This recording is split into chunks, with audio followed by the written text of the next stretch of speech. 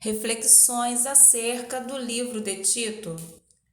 A Epístola de Tito foi escrita pelo apóstolo Paulo por volta de 63 a 65 depois de Cristo. A carta contém apenas 3 capítulos. Em menos de 30 minutos é possível sua leitura e convido você a meditar nesta obra. Quem era Tito?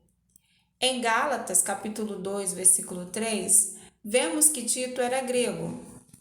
Paulo o chamava de filho mediante a fé, conforme vemos logo no início desta epístola. Tito era um líder de uma comunidade cristã local na ilha de Creta, conforme capítulo 1, versículo 5, como se fosse um pastor.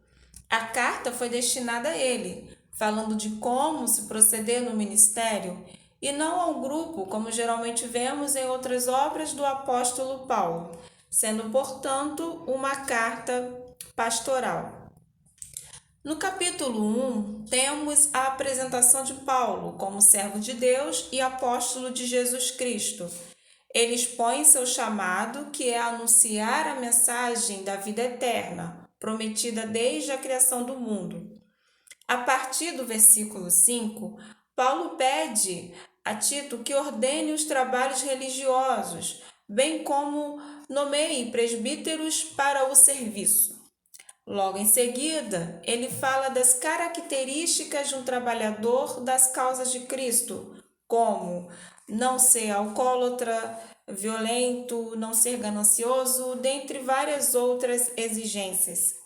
A partir do versículo 10, vemos Paulo explicando o porquê da necessidade de Tito ser firme e fiel à palavra e escolher com cuidado os presbíteros, pois falsos mestres estavam ensinando o que não convém por ganância.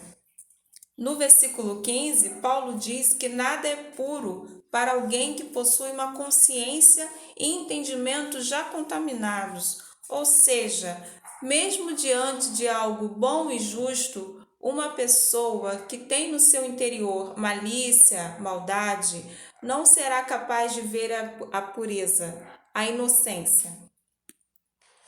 O capítulo 2 se inicia com ensinamentos aos idosos e jovens, alertando para terem autocontrole, paciência, bondade, entre outras atitudes, lembrando que os idosos devem servir de exemplo para os mais jovens.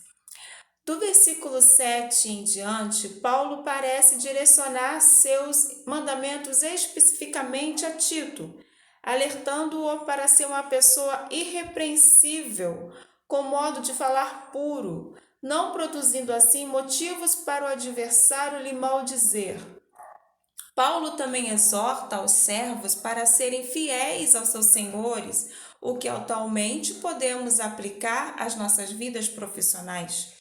Em seguida, Paulo diz que devemos proceder assim porque Deus revelou a graça, trazendo salvação a todos os homens.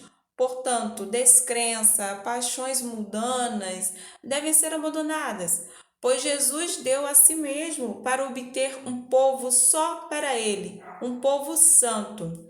Temos uma promessa semelhante em Êxodo, capítulo 19, versículos 5 e 6.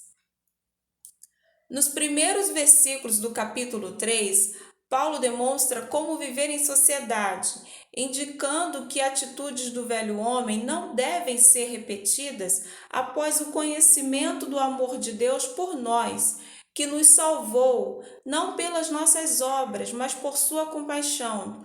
O Espírito Santo nos lavou, nos fez nascer de novo. Mediante o sacrifício de Jesus, pela graça, somos aceitos por Deus e recebemos a vida eterna. Paulo diz para não atentarmos a falas e debates sem sentido, que produzem contendas e divisões entre os irmãos, e que seja advertido algumas vezes quem assim proceder.